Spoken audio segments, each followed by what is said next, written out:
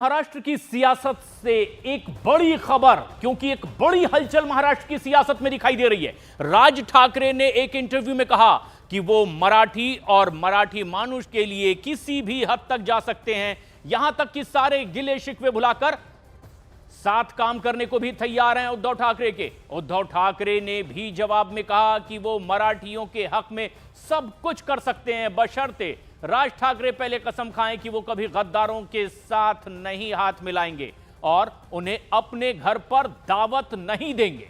बड़ी खबर, राज ठाकरे और उद्धव ठाकरे ने साथ आने के संकेत दिए हैं। ना सिर्फ संकेत बल्कि बयान भी दिए, कुछ शर्तों के साथ दोनों एक साथ आने को तैयार। उद्धव ठाकरे की पार्टी के नेता संजय राउत ने कहा कि राज ठाकरे को तय करना होगा कि अब वो किसी भी तरह से संबंध नहीं रखेंगे बीजेपी से भी, एकनाथ शिंदे से भी। और जो तस्वीर आप देख रहे हैं, कैसे राज ठाकरे के घर एकनाथ शिंदे पहुंचे थे, इस बात पर भी ऐतराज जताया गया उद्धव पार्टी की ओर से। और उद्धव ठाकरे की पार्टी ने ही कुछ शर्तें गिनाई तो उद्धव ठाकरे ने कह दिया कि लोकसभा चुनाव में जिस तरह से महाराष्ट्र का कारोबार गुजरात ले जाया जा रहा था, तब अगर ये विरोध करते तो महाराष्ट्र में और केंद्र में भी महाराष्ट्र के हित की सरकार होती। ये आरोप उद्धव ठाकरे ने लगाया। कुछ शर्तों के साथ साथ आने का ऐलान भी कर दिया।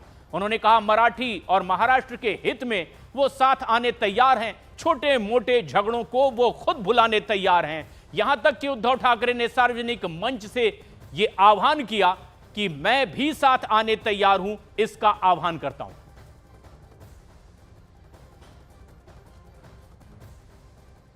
साठी आणि महाराष्ट्राच्या हितासाठी अगदी किरकोळ भांडणं, तुम्ही बाहेर गेल्यानंतर बातमी वाचल्यानंतर कळेल मी किरकोळ भांडणाचा संदर्भ काय आहे।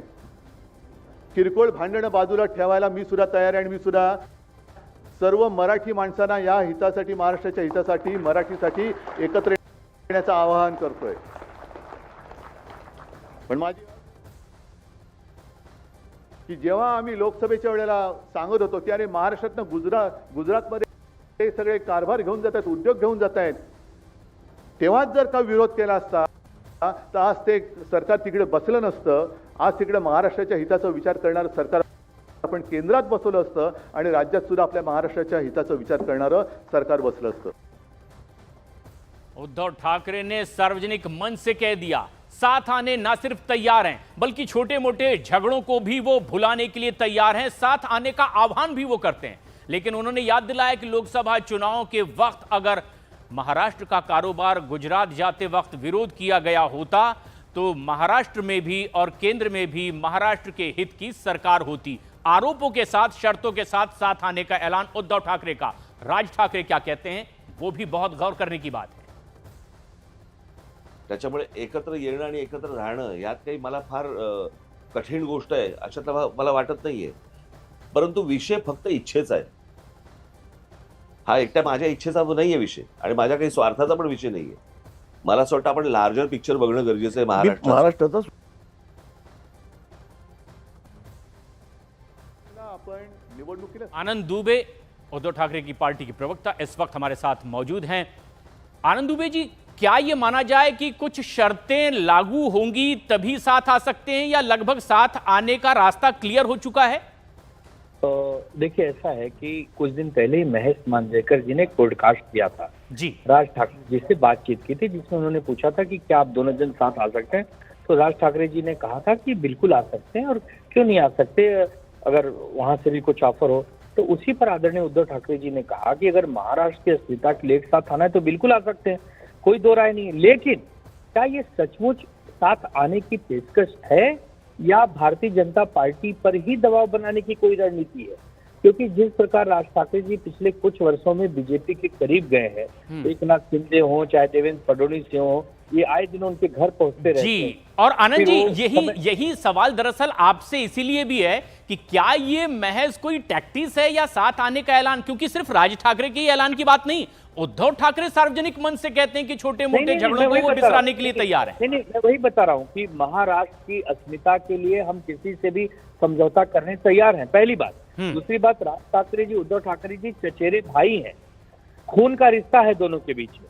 ठीक है, राजनीतिक विचारधाराएं अलग अलग हैं, वो कहीं और है, हम कहीं और हैं, लेकिन अगर सचमुच भारतीय जनता पार्टी से महाराष्ट्र को एक प्रकार से निजात दिलानी है, महाराष्ट्र के विकास के लिए काम करना है, मराठी मानुस के हित की बात जी। सोचनी है, तो साथ आ सकते हैं। लेकिन हम ये चाहेंगे कि बहुत साफ जवाब अब जनता जिसका इंतजार कर रही है। संजय सिरसाट, शिवसेना नेता, इस वक्त हमारे साथ जुड़ रहे हैं। सिरसाट साहब, दोनों ओर से लगभग हामी भरी गई है, कुछ शर्तें लगाई गई है, जिसमें खास तौर पर जिक्र संजय राउत की ओर से कर दिया गया कि आप अपने घर फिर एक बार ना बुलाएं भोजन पर, जैसा कि तस्वीरों में भी हम देख रहे हैं। एकनाथ शिंदे से परहेज की बात की। क्या वाकई ऐसा कुछ समीकरण बनते आप देख रहे हैं? देखिए, ये युति, ये संजय राउत हो या उनके कोई साथीदार हो, ये होने नहीं देंगे। ये बात मैं स्पष्ट तौर से आपको बता देता हूँ। वजह? राज ठाकरे साहब ने अपनी जो भूमिका रखी है वो बड़ी स्पष्ट रखी है जी। लेकिन ये लोग वो नहीं चाहते। ये अभी का शर्ती लगाएंगे, ऐसा कभी होता है क्या? जब युति की बात करनी है या तो साथ में रहने का है तो पहले बात तो शुरू करो, बाद में कंडीशन करो ना। तो पहले कंडीशन, हाँ, मतलब शादी होने के पहले बेटा ही चाहिए, ऐसा अगर बोलेंगे तो चलेगा क्या? आनंद दुबे तो जी, ऐसा नहीं होता। ये चर्चा क्या वाकई पहले हुई है, या फिर जो आप देखिए, सवाल ऐसा खड़ा है, कर रहे हैं मैंने उसका आपको जवाब तो पहले- जनता भी जानना चाहती। जी, मैंने पहले आपको नहीं, नहीं, बताया कि राज ठाकरे जी ने इसकी शुरुआत जी। की, उन्होंने पहल की कि हम महाराष्ट्र के लिए एक साथ आने को तैयार है। बिल्कुल। हमारे नेता ने सिर्फ यही कहा कि अगर सचमुच निस्वार्थ सेवा की भावना से आप आना चाहते हैं तो स्वागत है, लेकिन आपको ये जो बिना शर्त समर्थन, कभी शर्त के साथ समर्थन, कभी एकनाथ शिंदे के पास करीब जाना, कभी देवेंद्र जी के पास करीब जाना, कभी मोदी जी की तारीफ करना, कभी, तो देखिए ये जो आप भ्रम की स्थिति में, पहले आप उससे बाहर निकलिए। पहले आप कहिए कि हाँ, हम महायुति से बाहर निकल रहे हैं, हम हमारे भारत देश का सम्मान कर रहे हैं, कोई किसी भी जाति धर्म का हो, सबका स्वागत है, महाराष्ट्र के विकास के लिए जो साथ आना चाहते हैं हम उसके साथ हैं। ये भूमिका अगर आप लेते हैं तो क्यों नहीं हम आपका स्वागत करेंगे? तो अरे ये- अंततः गत्वा तो हमको महाराष्ट्र राज्य ही चाहिए ना। हम अपने राज्य से प्यार करते हैं, हमारे राज्य में रहने वाला हर व्यक्ति अगर हमारा आदर और सम्मान करने को तैयार है तो वो हमारा है। अगर ये भूमिका राज साहब ठाकरे जी लेते हैं तो वो तो हमारे उद्धव ठाकरे साहब के चचेरे भाई हैं, बैठ के बातचीत हो सकती है, संभावनाएं बन सकती है, लेकिन इसमें कुछ लोग आग में जो घी डालने का काम करते हैं या नमक मिर्ची लगाने का काम वो करते कुछ हैं, कौन है? उनसे, वो आप सब जानते हैं कौन है। नहीं, आप जब तक नहीं बताएंगे दर्शक कैसे समझेंगे कि आप क्या कहना चाहते हैं? किसे? अरे वो वही लोग हैं जो केवल सत्ता के लालच के लिए पार्टियों को तोड़ते हैं, मरोड़ते हैं, फोड़ते हैं, वही लोग हैं। उनका नाम आपको अच्छे से पता है। तो अभी किसी भी स्तर पे चर्चा दोनों की हुई नहीं है, ये सिर्फ बयानबाजी है। संजय सिरसाट साहब, ये अभी कई शर्तों की जो बात हो रही है, अभी भी साफ कोई जवाब वैसे नहीं मिला है, सिर्फ शर्तें सामने आई है, जिस शर्त का एक हिस्सा खुद शिंदे साहब का भी नाम दिखाई दिया। अरे ये बाबा, ये शर्तें ही डालेंगे। जी, राज साहब ने कभी ये कहा है क्या कि तो आप कांग्रेस और राष्ट्रवादी छोड़ने वाले हैं या नहीं?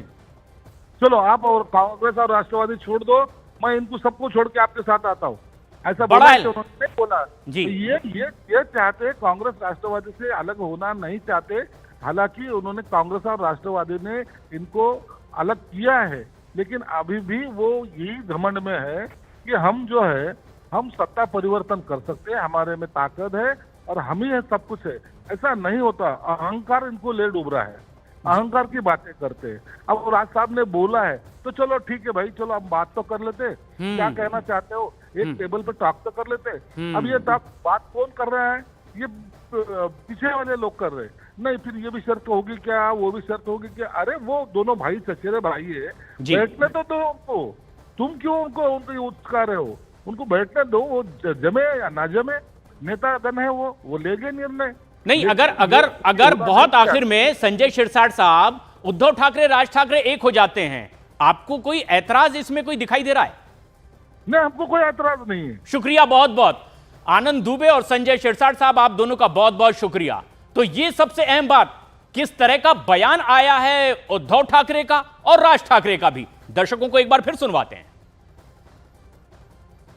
त्याच्यामुळे एकत्र येणं आणि एकत्र राहणं यात काही मला फार कठीण गोष्ट आहे अशातला मला वाटत नाहीये. परंतु विषय फक्त इच्छेचा आहे. हा एकट्या माझ्या इच्छेचा नाहीये विषय आणि माझ्या काही स्वार्थाचा पण विषय नाहीये. मला असं वाटतं आपण लार्जर पिक्चर बघणं गरजेचं आहे महाराष्ट्रात. महाराष्ट्राचा मराठीसाठी आणि महाराष्ट्राच्या हितासाठी अगदी किरकोळ भांडणं, तुम्ही बाहेर गेल्यानंतर बातमी वाचल्यानंतर कळेल मी किरकोळ भांडणाचा संदर्भ काय आहे. किरकोळ भांडणं बाजूला ठेवायला मी सुद्धा तयार आहे आणि मी सुद्धा सर्व मराठी माणसांना या हितासाठी, महाराष्ट्राच्या हितासाठी, मराठीसाठी एकत्र येण्याचं आवाहन करतोय.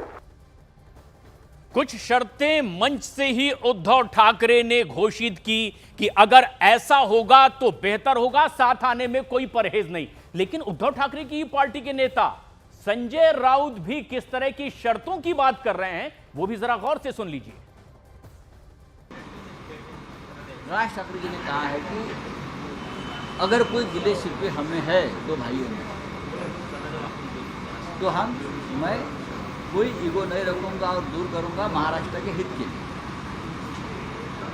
उसके ऊपर उद्धव ठाकरे जी ने कहा है हम भाई हैं, हमारे में कोई गिले शिकवे नहीं है, अगर है तो मैं मिटा दूंगा. लेकिन एक ही बात है जिससे हम महाराष्ट्र के दुश्मन मानते हैं, शिवसेना के दुश्मन मानते हैं, उसको अपने घर में आप जगह मत देना, उनके साथ खाने पीने को मत बैठना. यह अगर मंजूर है तो ज़रूर हम बात करेंगे.